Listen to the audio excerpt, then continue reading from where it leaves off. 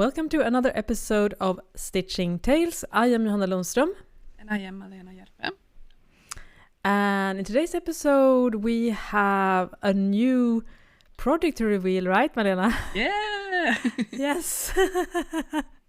I think if you have listened to these podcast episodes before, you have probably heard that we have hinted a couple of times that we have begun to start another project together. And if you're not familiar, last year in November, we published our first joint book, which I'm holding in my hand now. If you are watching on YouTube, which the book is called Fit for Knits, which is the ultimate guide for how to fit and sew your own clothes. And I've written 4 books so far, 4 sewing books, I should say. And the far most pleasant one was the one I made with you. Oh, that's happy to hear that. And it wasn't that the other one I did. It wasn't that they were bad co-author, because there weren't any co-author. It was just me. And when I did the book with you, it was such an enjoyable and fun project. And it took us, I think, about 2 years, but it was so worth all the effort and all the way, because it just turned out to be a book that I'm incredibly proud of. And again, it was such an amazing joy to work with you, Malena. And we have casually talked, I should say, about doing another book project, but we haven't really how shall I say it, landed on an idea, right? Because we have mentioned it a couple of times. I think, would you agree with me, or were you scared after the first one? No. I definitely okay, I can do this again. It's just a matter of which idea are you gonna pick from all the things you wanna talk about and write about? Yeah, it's incredible, right? That even though there are many sewing books out there, and between us we have several sewing books out, but there's still a lot of topics to choose from that isn't essentially covered in the sewing book world, which I find is pretty interesting, because you might think, oh, it's so saturated, there's a new sewing book coming out every year about this topic and that topic. But I think we both had quite a few different ideas on what to do. And I should perhaps talk a little bit about the backstory of this book, so you're going to get a better idea. Then we're going to talk more in detail what it's about, because yes, we're doing another sewing book, which we are very excited to talk more about in this episode. Anyways, in June I got a really bad cold, and I find oftentimes that when I'm forced to rest, it's usually where my creative brain really starts working, because oftentimes in my case I'm quite stressed, which again is something I've addressed in this podcast several times. And when I get overwhelmed, I find it really hard to be really creative. But when I got this cold, I had this inkling that I think a few good things is going to come out of this cold, because I will be forced to bed rest and not really be too much distracted from the outside world. So one very sleepless night, I had this awful cough, and I think it was about 1 or 2 o'clock in the night. I was up, I couldn't sleep, I was coughing, and I don't really exactly remember the train of thought, but what I ended up was something that we both are very passionate about, and we talk about so much, and we also both do sewing patterns on this particular garment. And then I was like, yeah, why not make a book about sewing a perfect t-shirt or a perfect knit top with sewing patterns, because that's something I've not done previously, but I'm very excited about. And I had this idea, the working title should be To a T. So T, then it's T-E-E, as you spell a t-shirt in slang, I guess you call it in English. So that's why I kind of started idea. So I was in the middle of the night, I was pinning Pinterest boards with different t-shirt styles that I thought would be interesting. And then I think the next day I messaged you, Malena, and said I have a book idea. So what did you think of when I pitched this idea? I was very excited to hear. And a little backstory. I mean, I've told this before, but when you suggested the previous idea, the Fit for Knit books, my instant reaction was ooh, this is scary. This is I'm scary because it's like I knew there was gonna be a huge commitment, like time-wise commitment. So that was like, ooh, I should like, who do I dare to commit to this? But then also like the business side of me was like, recognize that this is a fear of commitment issue. Basically, it's not a red flag fear like this is a bad thing. Like no, this is just my own fear, and that's the thing. Like you should not say no to that. So I was like, yes, a little bit scared, but yes, I'm in it.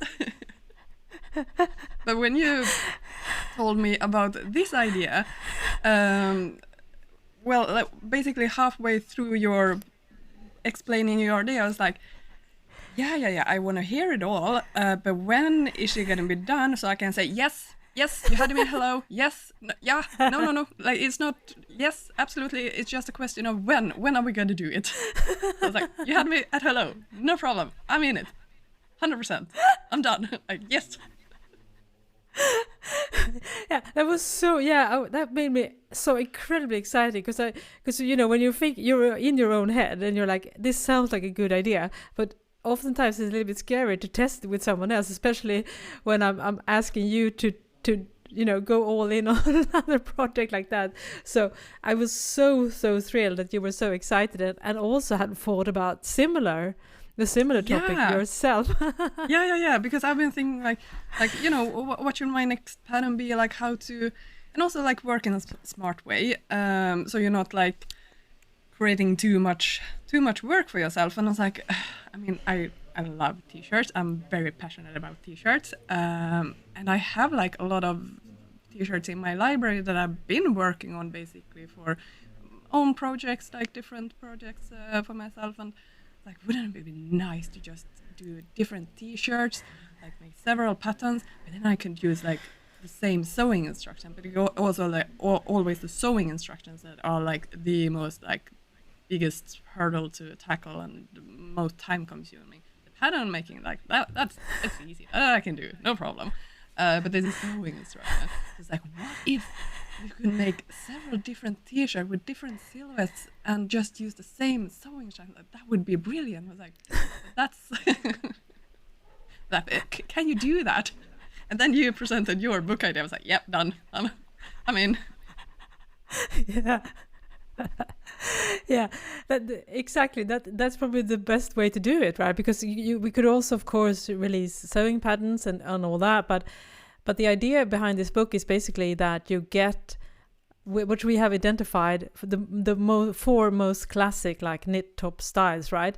And we did have, because I had two ideas that didn't make the cut, because that's why I love working with you, Malena, because you're really good at like simplifying and streamlining, whereas I tend to go all over the place and want to include everything and then overwork everything.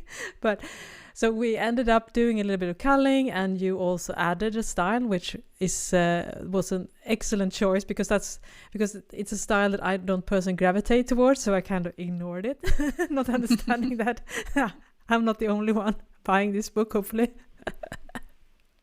So and I guess if you're listening now, you might thinking, okay, so what are the different type of t-shirts that we are planning to do with this book, right, Malena? So could you talk a little bit more about the four styles that we are going to include in this book?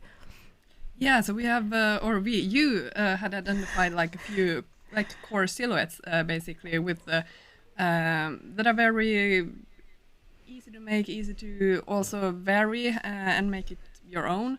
So the first one is really tight fitted t-shirt that you make in like a 1x1 rib or 2x2 ribs, so it's like a really stretchy material. And what was it? You had a work name for it. Yeah. Snug tee? No, close. I think it was close hug. I think it was called close hug. Yeah. I also made up fancy name because it was in the middle of the night. So I think it was called close hug. Yeah, and it's we made it in like basically a really tight t-shirt, and also with the collar, so you can make like a roller neck version out of it, and also have with a turtleneck, and a regular neckline as well, of course. So this should be like in a really stretchy material. And then the next one, what was the name for that one? Total T, I think. Total T, yeah. Total T, yeah. This is like so the first one obviously has a lot of negative ESN. It should be the fabric is stretched out on your body, and the other one then is a little bit more not relaxed, but like it has like positive E, so it's bigger compared to your body measurements, and it's just like a regular T-shirt. Like it's that regular T-shirt he could have with anything, wear every day, like so comfortable. It's not tight, so it feels really comfortable when wearing. So that one I'm really I made samples of them, and that one I really like, enjoy wearing. Yeah, I love that style because it's basically, I think, like the iconic T-shirt. And what's really good about this one is it's versatile. So it's going to work really well, for instance, with regular cotton jersey without any additional lycra or spandex. You can also use it to make a more sturdy, like a dressier T-shirt, using a slightly heavier jersey. So it's going to be like it can be like a really super casual T-shirt, but also really dressy T-shirt, which is quite popular, at least here in Sweden right now, when you make them on quite stable knits. So you get that beautiful like shape, and so you can wear it to, you know, a more formal occasion or in your office.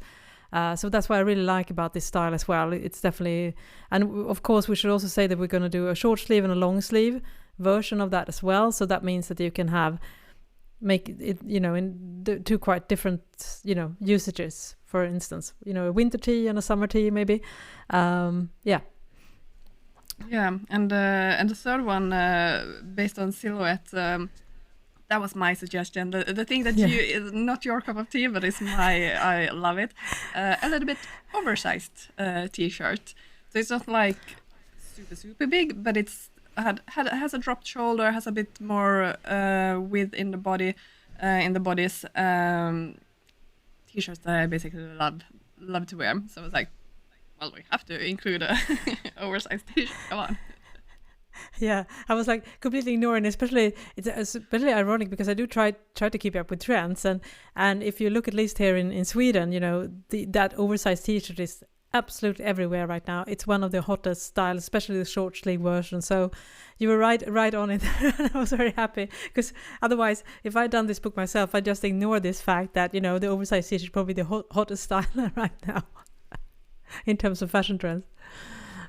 Yeah, and it's and like the oversized, it can really, I mean, it has been trendy for a long time, and depending on season, a little bit like different types of oversized. But yeah, no, I really like our model. I think we have found a good balance of it. So I really, that's my favorite one. If you can pick your favorite. And the fourth one, that's my, let's just say, not my. I mean, I love to wear it, that's no problem, but making the pattern for it. The raglan. The dreaded raglan T-shirt. And I can say the first sample that I did, really not good. Like, it had so wavy seams, and like, you know, when you wear, I mean, you can still wear it, but it's like you try to figure out what is the issue, and then the next time that I was gonna work on it, I put the pieces together and was like, what was I thinking when I made the first pattern of this? Like, did I forget everything that I was taught in like my pattern classes? Like, huh? Like, what? So I kind of redid it all. Yeah, it's definitely, I've seen, you know, the later samples, and it's definitely a real improvement, and that goes to show also how difficult getting the raglan right, because you have so much experience, and we also address this in our book Fit for Knits, especially how to alter for raglan, because it's really difficult to get great fit with the raglan sleeve, especially if you don't have any darts or shaping like that, any extra sleeve seams. So I was, I totally understand your pain there, because I could see the first sample that it had some struggles. I guess we could say that it was a struggling sample. Yeah, you said like, yeah, that ones look like the typical raglan fitted shoe. I was like, yeah, something, yeah. And we should also say what we are imagining for the raglan. It's definitely has extra ease as well. So you could do it in a sturdier, heavier fabric as well. If you have like a sweatshirt fabric or French terry, so you can definitely do like more of a sweatshirt style. It's not oversized, I should say. It has just good amount of ease, but you could also sew it in a cotton jersey and make it more like a baseball jersey. I think it's called baseball jersey, baseball tee, the classic one where you have contrasting colors on your sleeve and the bodies. So that's the fourth style, and we can identify. I think we would love to know, you listeners, have we missed any iconic styles now? Because again, we're only two people thinking about this right now. But if we are asking you, what are some other styles maybe that you think that we might identify? But I think right now we are pretty set about this because Malena, you have done amazing work. The patterns are like pretty much done, right?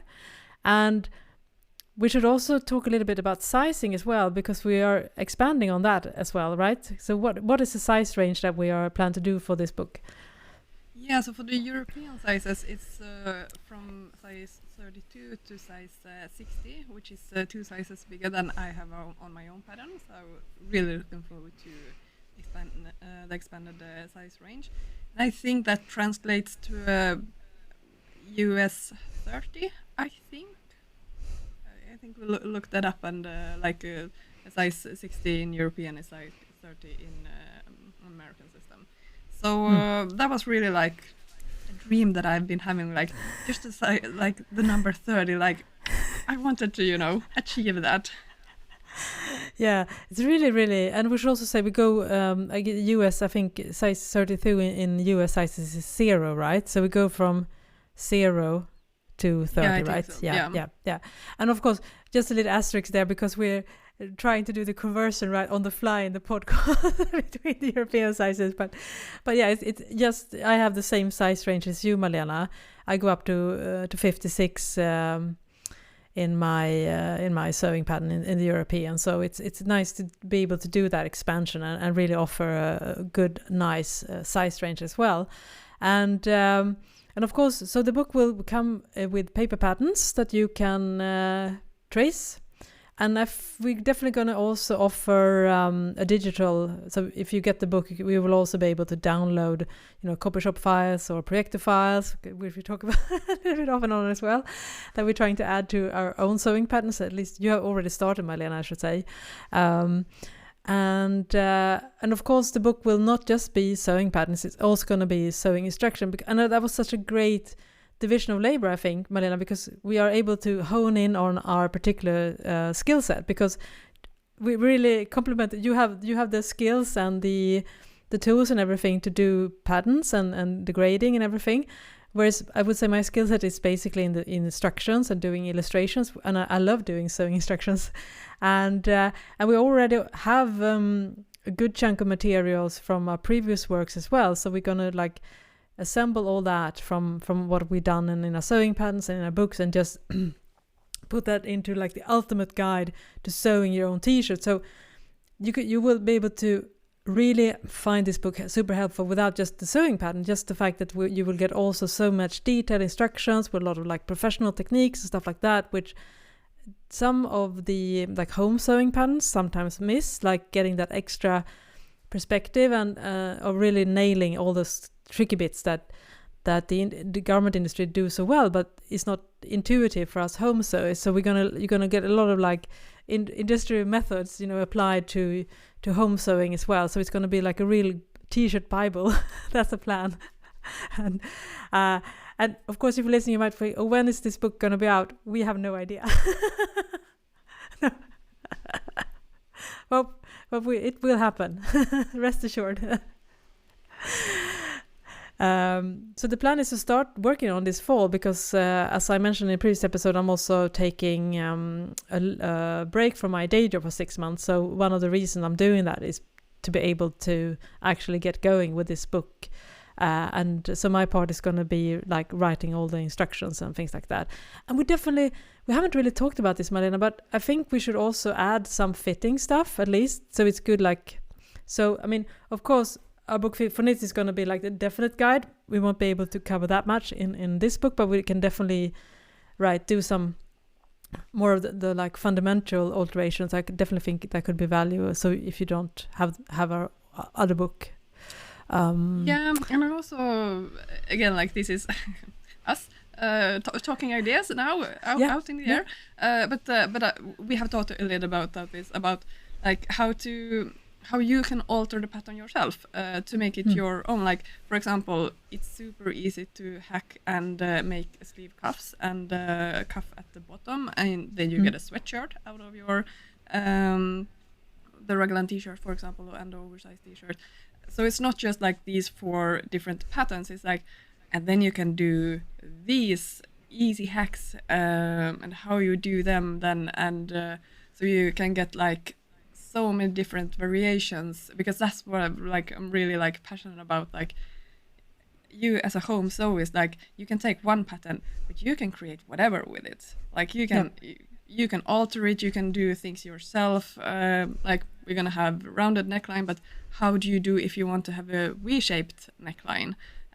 So like, you can really personalize the patterns and the garments, and that's really something I'm looking forward to in this book. Like, how to make that sharp, nice V-neck, and like how to make those nice neckband in the neck so the overlock seam is not visible. I have never done that like myself, so I'm really looking forward to those like sewing details, like how to really level up your sewing. Yeah, that's a very good point, because we have bounced a few ideas as well, and also maybe how to add like a puff sleeve, or how to cut and spread your sleeve and add volume. So we have a few ideas bouncing on that as well, and I definitely think it's going to be more. And if you are listening and have some ideas on pattern hacks that you would like to see us illustrate in the book, definitely drop us a note either on our Instagram account, stitchingtalespod, or our YouTube channel, stitchingtalespod, or you can also email us at stitchingtalespod with 1d at gmail.com. And all this information is, of course, in the show notes as well, because that's definitely going to be really exciting. I think we're going to have a lot of ideas kind of like popping up now when we start working with the book on all the things you can do as a pattern hack that you can do. You don't really need like a special pattern for it. It's very easy to just figure it out for yourself. So we have that's also where a few of the ideas that we kind of like dropped could also manifest itself in as a pattern hack instead. So that's really, I think it's very exciting and a good way to give the book even more life and more use. So you can definitely, I mean, and the great thing also is that this book will pretty much be timeless, because I think hopefully we have managed to identify, the 4 typical styles, and they never really go out of style. Sometimes more close-fitting silhouette is more popular than oversize, and vice versa. But, if you go back to this book in 10 years' time or 20 years' time, you will still see that all the silhouettes will work. It's just a matter of preference, or of course your own personal preference as well, which I think is a good approach to doing a sewing pattern book, because you have to think about sustainability as well. I mean, you want the stuff that you do to stand the test of time, so you don't feel like you don't want to use the book anymore. I mean, if you make an investment, and you will be able to hopefully use this book in 10 years times or 20 years times. And also, as Malena mentioned, getting your good basic tee right, and then you can just adapt and do different type of adaptations. Some might not even be in our book, but you might figure them out yourself, that you just want to add with the help of our patterns. Yeah, because I mean, having a good basic pattern block that you can vary yourself, I mean, it's so fundamental, because otherwise you basically have to restart a little bit to get the fitting right for every single new pattern that you buy. So learning a little bit of a pattern construction and pattern hacking, it can be so valuable. And a lot of things, like, it's not that hard, to be honest. So hopefully we can really show that in an easy way what you can do. Yeah, and we also have a nice little debate going on, right? That we would love to hear your input on as well, because me and Malena, after we've done our podcast recordings, we usually chat a little bit, and I think maybe it was that or when we had a book meeting, but we had a disagreement, I should say. It wasn't a huge argument. It was a very. It's funny because we had the same thing about the Fit for Knit books, and then it was like the illustration. Which color should the right side and the wrong side of the fabric be? Should it be like lighter on the inside or darker on the inside? I feel like it's a little bit the same thing here. It's the same thing, yeah. And that, I think that argument I won, so to speak, in quotation marks. I think the majority said that I was right, that we should use a lighter color on the reverse side. And I think you bought the argument because usually you place text and markings and you show a lot of sewing steps are showed with the reverse side facing up because that's a lot of sewing is done. So it makes sense to have a lighter color there because it's for like illustration purposes. But we realized that we kind of identified it was like a European and maybe a North American tradition, and that was opposite. So yeah, but we settled on that one. And then we managed, as you say, another disagreement. And this time I have to say that I lost that argument because the majority has spoken. So should you leave a little bit? People are probably curious now why we ended up having this disagreement. What was the topic, Malena? Yeah, no, the topic was how wide should the seam allowance be for a knit pattern. And I am a strong believer in the 1 centimeter. Like that's what I'm used to, and that's what I like. Like what is it? 3/8 inch. 3/8 inch, yeah. Mm. And what did you want? I feel very strongly, very, very strongly about having a 6 millimeter seam allowance, or which is 1/4 of an inch.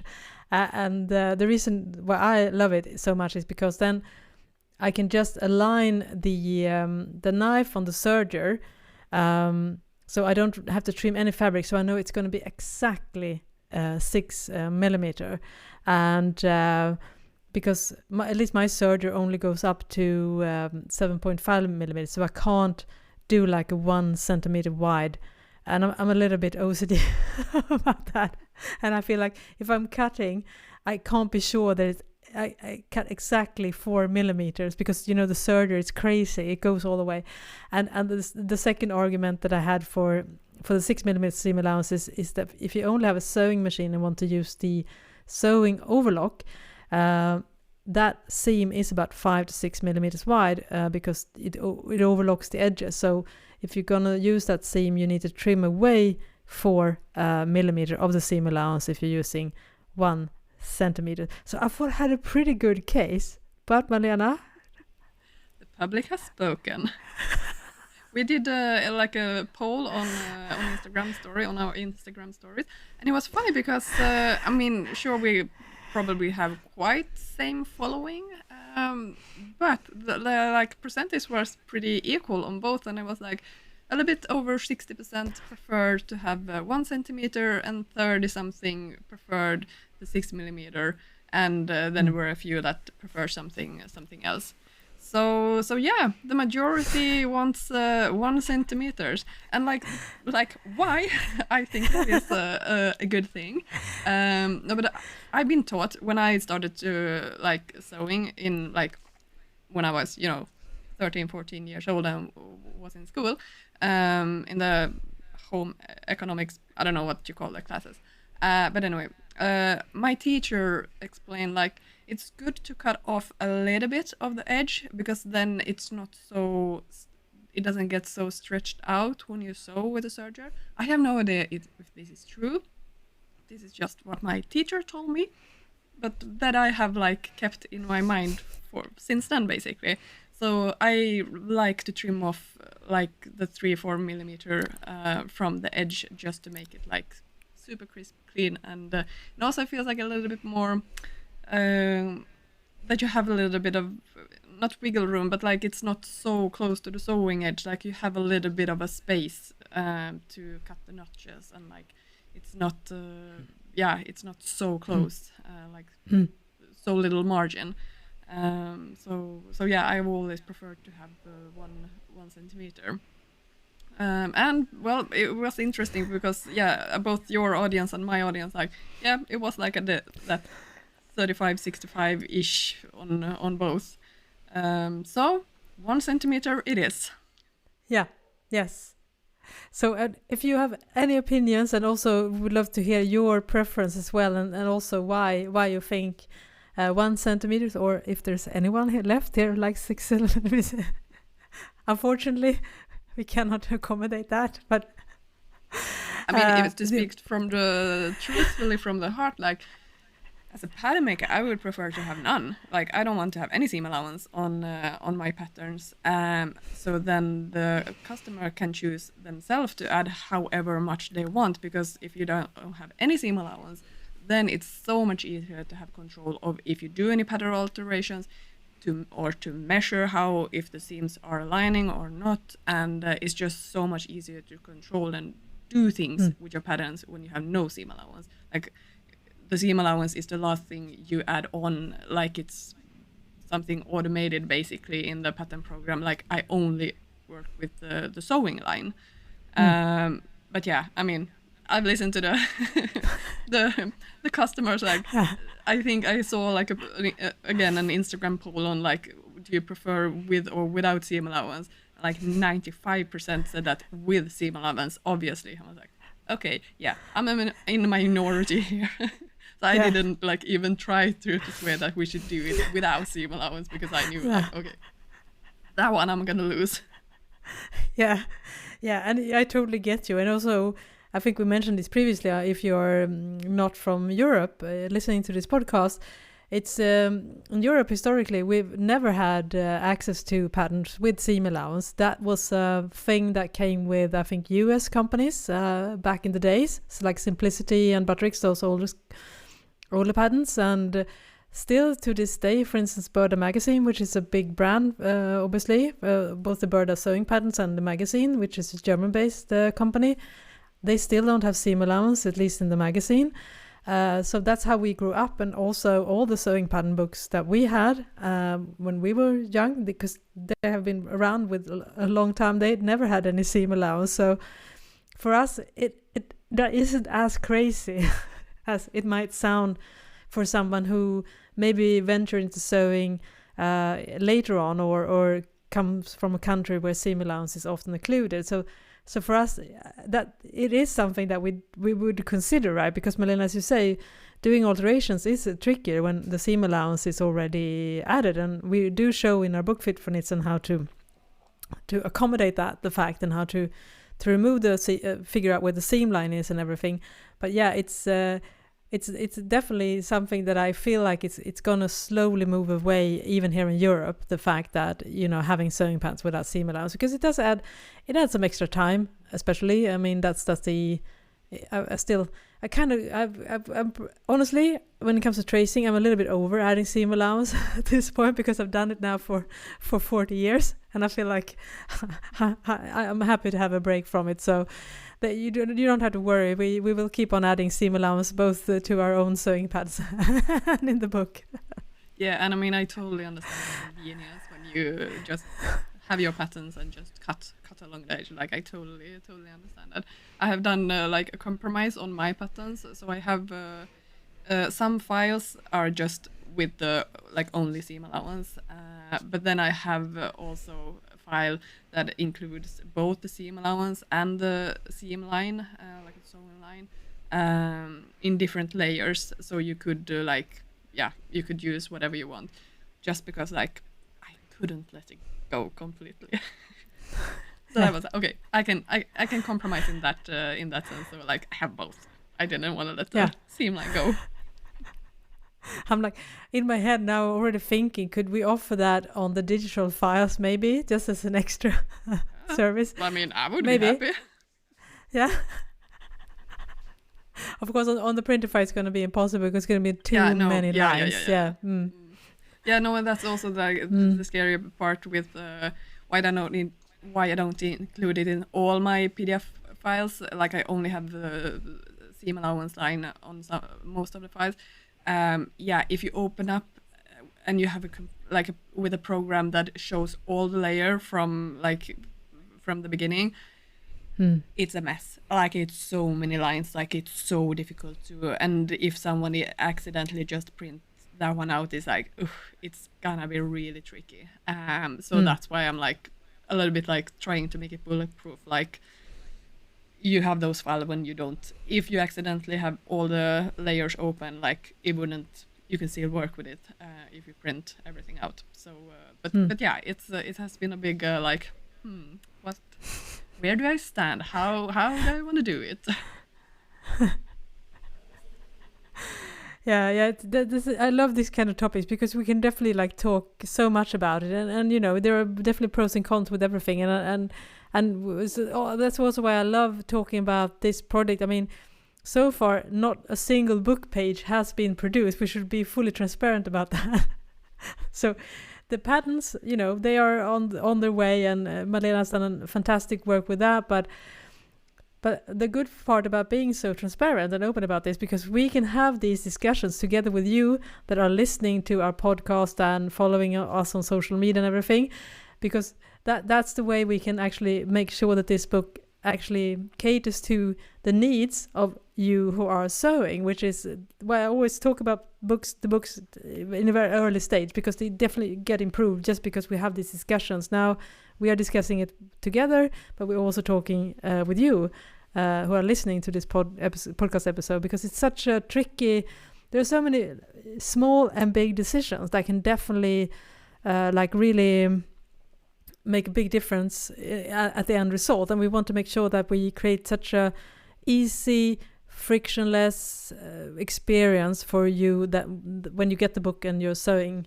our patterns, that you're going to have like the best possible experience. And we have lots of thoughts about that. For instance, one idea that I had, you think we're going to be able to solve, is the fact that when you do it in the garment industry, on the neckband, you don't place the neckband seam aligned with the shoulder seam. You place it about 1 inch back, which is about 2.5 centimeters, because that hides the neckband, so it's not really visible. And it also doesn't add a lot of extra bulk, because if you have all the seams at the same place, you know, it's going to be more tricky to sew, and, you know, the serger might slip and everything. But it can be a little bit tricky, because then you have to like spread because the neckband is always smaller than the neckline. You have to like divide equally, and it can be a little bit tricky. So what I do actually is I use a calculation and add notches, so it's going to be easy. And we had an idea that we could be able to do that right from the neckband, so we're going to make it easy to... You've done it? Oh! I think... That was the most tedious work. Oh, you've already done it. Wow. Yeah. Okay. Oh, you did it. But yeah, I think... I will say, I hope that everyone is really cheering on Malena now, because this is going to be such a game changer. Your neckband... neckband is going to look so much better, because let's be honest, that's probably the single trickiest step when you're sewing a knit top or a t-shirt, right? Is to get the neckband evenly spread around the entire neckline. Wow, Malena, a big cheer to you. No, but the most annoying part was like, it was such annoying work, is because like, okay, this is like a little bit nerdy now with the different computer programs that you use, but the program Lectra Modaris that I have, there are 2 versions of it, and I have the license Lectra Classic. And the reason also why I'm like, well, when you presented this idea, like the same evening, I was starting to look through my library and starting to create, because my license is expiring in 8 days. So it's like, yeah, the clock is ticking. Like, if I want to get this done now, while I still have the license. But so that's why I'm rushing out with the pattern now. And the program is really like, it's great for pattern making, because you can calculate things very easily. Like, you can measure the neckline, and then you can make a calculation in the program. Like, okay, so I want this notch to be on the neckline, then to be 75% of the front neckline of that length. And then you get all those measurements, and you can, this is the annoying part in the classic version, you then make the notch on the neckline, and then you grade like manually for each size. You have all the numbers, so it's just like typing in for every single size. And as we said, we are going to have up to size from 32 to 60, which is like, I think it's 15 sizes. So it was a lot of typing, and you know when like it's so easy to just mistype something, so it's just like making sure that you're measuring the right one, and and the annoying part is that there are also this program called Lectra Expert, and then you have the same measurement for that front neckline, for example, and then you just link that measurement to the neckline and write in the formula 75%, and magically it just goes 75% on that front neckline in all the different sizes. And let's say you change the neckline a little bit, then you drop the front neckline on the bodice, and then magically the neckband automatically changes as well. This doesn't happen in the version that I have, the classic one. Then you manually need to change everything.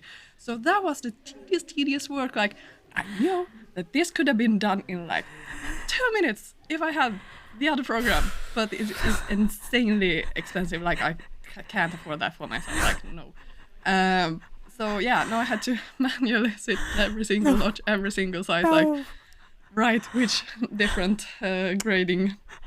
So now I'm just like, fingers crossed. I'm gonna try this out in Clo and just see that everything aligns, because in Clo it's 3D program. You can sew it up on an avatar, fit it in the computer and see. So I'm gonna just like double check that everything is correct. But yeah, I did it. Wow. It has been done. Wow. I wish we had some sound effects, because they're going to say, wow, wow.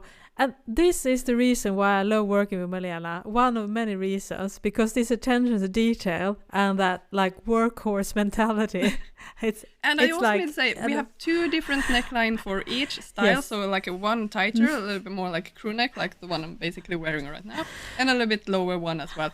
And so it's 2 neckline for each style. And then, of course, neckband, I mean, we have talked about this a lot. It really depends on what kind of fabric you have. So you can't, like, one pattern fits all. No.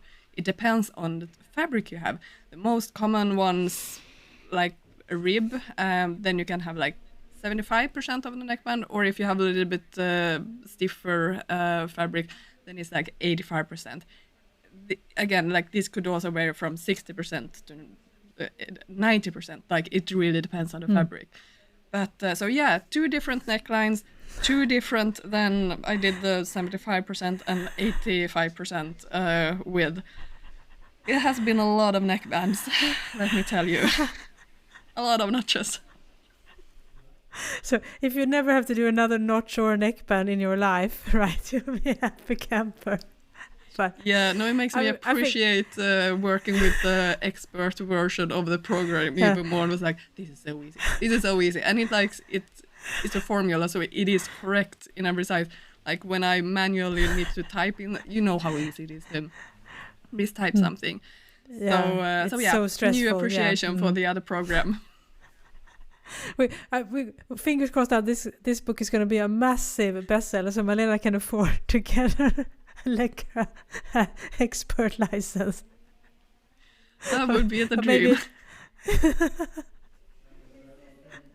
But I think, if you listen to this is also why you should definitely get this book, because we're going to offer like next level stuff, because we want to ensure, because that's why we're doing so much work up front now, because we know and understand that even sewing a simple t-shirt can be tricky. So that's why we're putting, I should say Malena, not the effort there. Oh, but I know that the sewing instruction is going to be like meticulous. So yeah, it's going to be, you're going to do your part as well. I know that. Okay, thank you.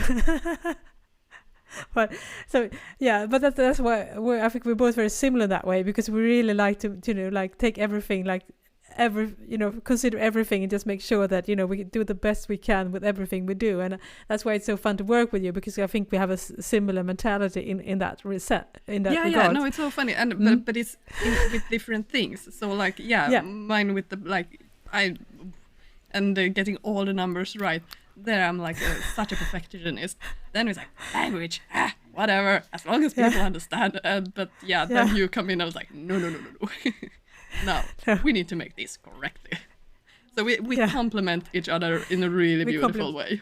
Yeah, we really do that, and just like you did all this, I can like spend days and days just perfecting technical illustrations for every single sewing step, because I want to like make sure that every single step is very clearly illustrated. So I'm basically trying to teach myself to do it like in traditional, like old school sewing book styles, like doing illustrations, because that's where I like get my like mojo, you know, really thinking both when it comes to words and illustrations to make sure that you can really follow it easy. So we are really a match made in heaven. I guess we could say that.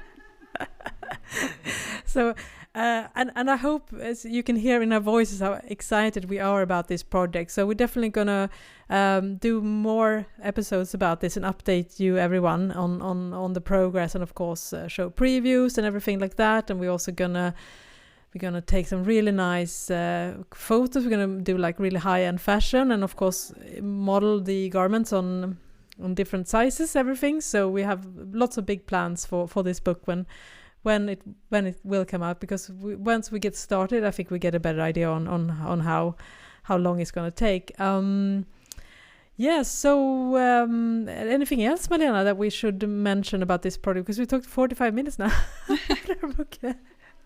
Yeah, no, but it's going to be really interesting to hear what you guys, the listeners, what do you think about this? Is it something that you would like? Because I mean, in our own little bubble in creating stuff, it's so valuable to hear outside opinions as well.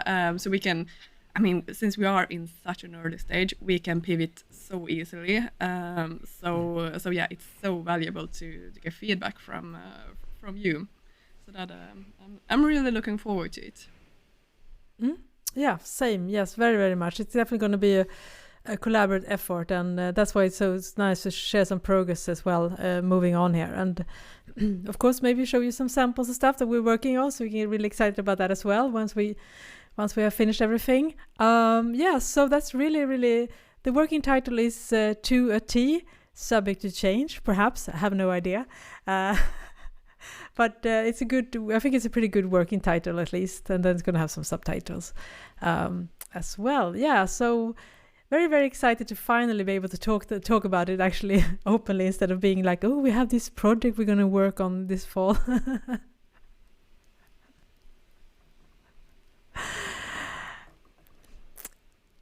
All right then. Well, I think that was about it for this episode. So again, you will find us on all the channels. Links are of course in the description section. And hope that you are excited about this, and thank you so much for following along this bookmaking journey. I am Johanna Lundström. And I am Malena Hjerpe. Bye! Bye bye!